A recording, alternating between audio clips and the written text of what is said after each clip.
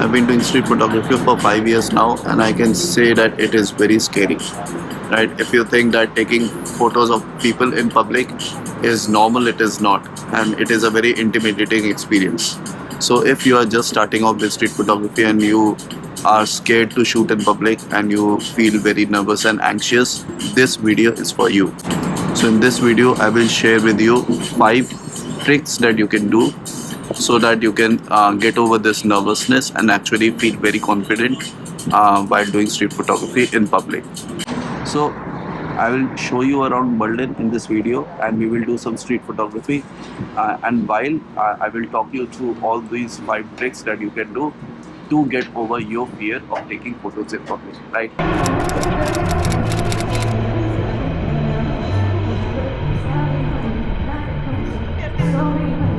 Today we will start the street photography from Friedrichstrasse, which is one of the best hotspots for street photography, especially if you want to capture silhouettes. And right from the start, you can see this glass tunnel. This is very popular, and basically it has glass windows on both sides, and you can use these windows as leading lines. I really love this shot. Um, this message is quite cool. Let me see if I can frame the incoming tran in between.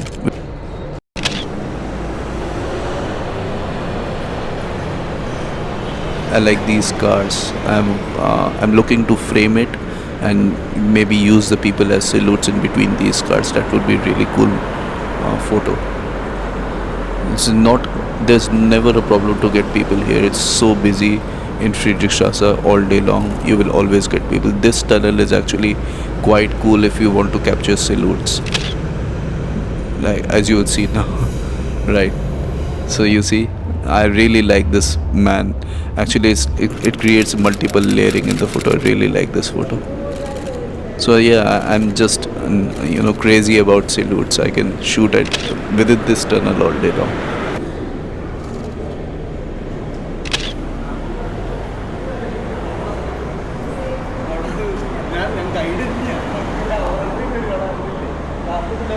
Whenever I don't know where I want to shoot for a street photo walk, I usually come down to Friedrichstrasse because there's so much happening all day long. On the other side of the road, actually, there are a lot of shops, including McDonald's and some doner kebab shops, and you will see a lot of people hanging out all day.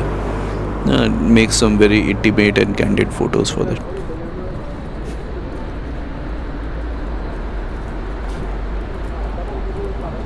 Now, Friedrichstrasse is unique because it gets trams from both sides. So I'm walking towards a very popular photo spot where it is the best spot to take silhouettes from under the tunnel, as you can see.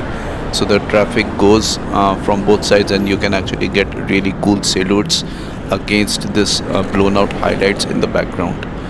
I really like it. If you put like a 1970s retro color grading on this, it looks really cool. By the way, I'm using a 50mm f2 lens today along with my 18 to 55mm f2.8 zoom lens. I usually carry both of these lenses, and I change these lenses. If I feel that I want to zoom in, I use this zoom lens, and if I'm in a very tight space, then usually I use the f2 lens. Right now I'm using the zoom lens because I also want a more wider angle to shoot with this tunnel. But yeah, but sometimes I really do wish if I had a telephoto lens actually, because there's I feel that I'm missing so much by not zooming in. I'm waiting for the tram, and let's see if it happens. I think there's a tram coming on the other direction. Yeah. Maybe I can take. Yeah, I'm waiting for someone to stand here so that I can use them as a static subject and maybe have the tram in blur motion or something. It is great for storytelling. This man is actually quite cool with the suit and all.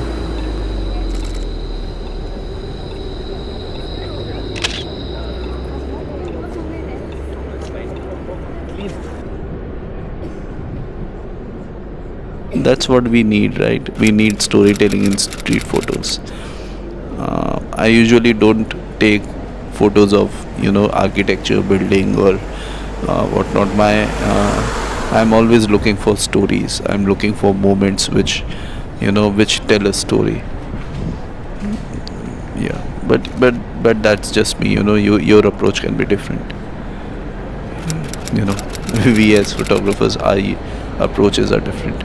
Now this is also going one of the most popular spots in Berlin, where you can see the TV tower in the background, the famous iconic Berlin TV tower.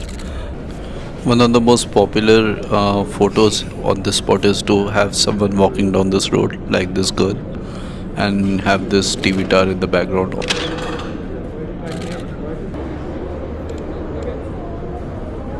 Also, these two girls can be really cool as subjects.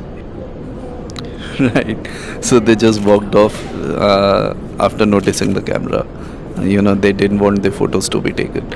I mean, that's fine. I just stood my ground and kept on taking photos anyways, because I want to show them that I'm interested in the TV tower and the surroundings and not you. Right. So I think they're still watching me from the background, like what am I doing, what this guy is doing.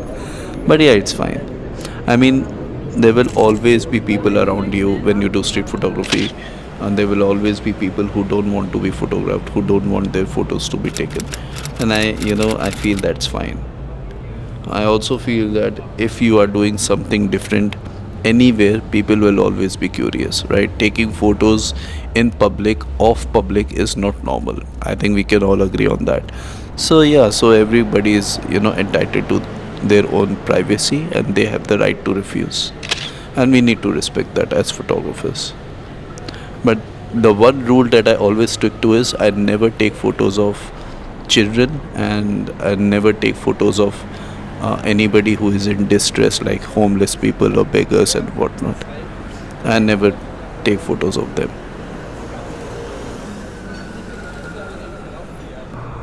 Right, so we are going to approach our first location to discuss the first 2 points. But before that, I just wanted to frame like couple of people in between these buildings. It looks like a really cool shot to take with this framing. Yeah, and that guy nodded to me just now, and this guy was actually taken aback and surprised.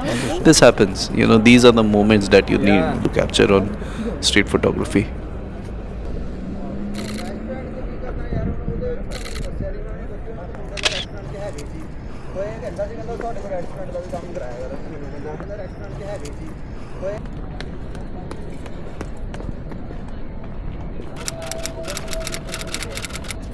Plus in this like church environment.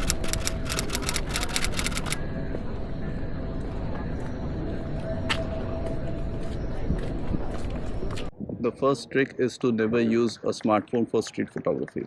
And the reason I say this is because when people basically see you taking photos with a smartphone, especially iPhones, they become scared and intimidated. Every smartphone is for personal use. So when they see you taking photos with a smartphone, they think that you are going to save their photos in your own phone and probably misuse it. Especially people become very protective if you are taking photos of women and children. Again, I love this.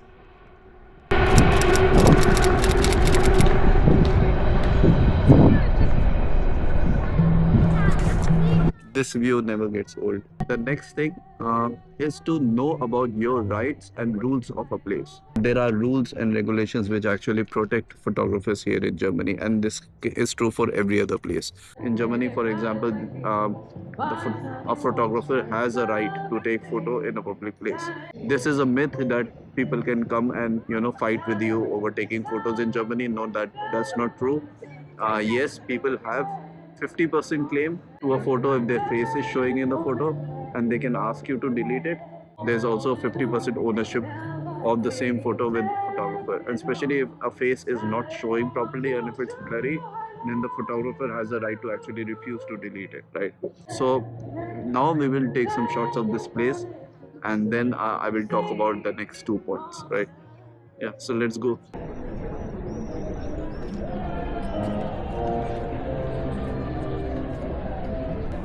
Right, this is good. So I can give you an example of how you can take a photo. So you see all these guys are sitting with their backs on me. Right, this would be a really nice photo. But if they see me and ask me to delete it, I would not, because their faces are not showing. Let me try with this couple. So yeah, again, yeah. So they haven't noticed me till now. They think I'm just a tourist, right? So now, yeah, this photo is nice. They are cuddling, so it would be like a really cool romantic photo. But if they see me and ask me to delete it, I would not, because again the faces are not showing, right? But I think they knew it. This guy definitely knows I'm taking the photo, but still he's so chill. People are chill a lot in Berlin, and usually people don't say anything. They are just curious, and they just stare at you because they are just wondering what you are doing, but they are also very intrigued.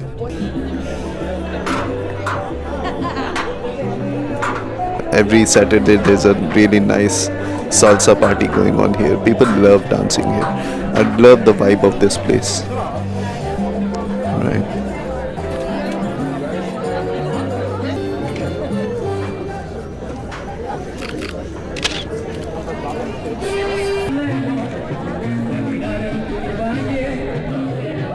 Love the hat. It gives me a very Godfather like vibe.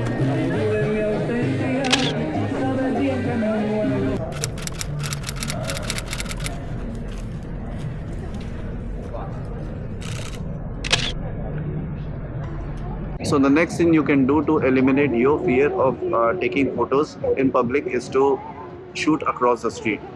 Now this means that you need to remove any contact between you and the subject, right? So you can do this in two ways. One is to use a telephoto lens. This means that because the telephoto lens gives you a longer distance to shoot, so basically your contact with the subject is completely removed. This means when you are taking a photo with a telephoto lens, you get really sharp, zoomed images of your subject, but people do not know that their photos are being taken. The problem is that telephoto lenses are not exactly cheap, they are very expensive. So if you are tight on budget, you can also use a zoom lens like this. Here I'm using an 18 to 55 zoom lens, right? And zoom lenses are not that expensive currently in the market, and you can basically um, zoom to the far end and then again shoot across the street. Now, another way of doing this, or to eliminate any contact between you and the subject, is to shoot at reflections. This is something I used to do when I was starting out and I was really scared at taking photos of people. I used to shoot at reflections. When you walk down a busy city street, you can see a lot of shops with glasses and big glass walls, and so you can see a lot of reflections. This means that people thought I was crazy, but actually I was taking photos of people without them realizing it, right? When you take photos of reflections, it gives you a really nice, cool effect, and you get this multi-layering on the same photo, or kind of a double exposure without doing a double exposure, right? Now, this brings us to the last point. But before that, let me show you this area called Museum Insel.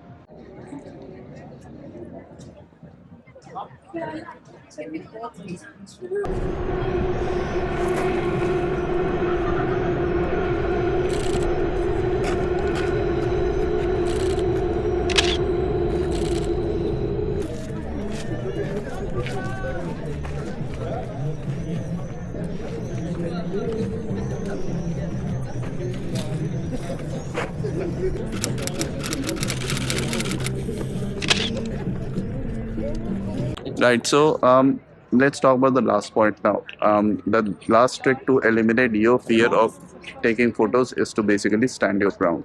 Just stand your ground. Keep on taking photos. Pretend that you were interested in a beautiful building or an architecture or something else, but not them.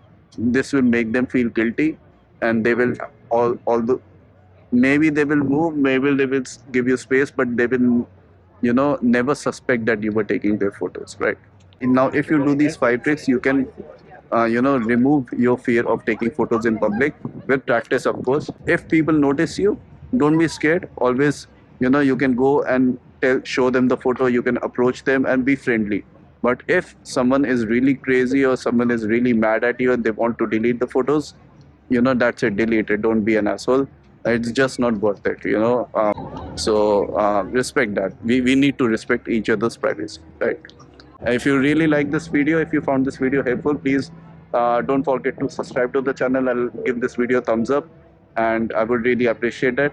And let me know in the comments below if you are scared to take photos in public, if it intimidates you or it scares you, or if you also found this feeling of being nervous and anxious while doing street photography. I really hope to hear from you. Till next time, I will see you next time. Ciao.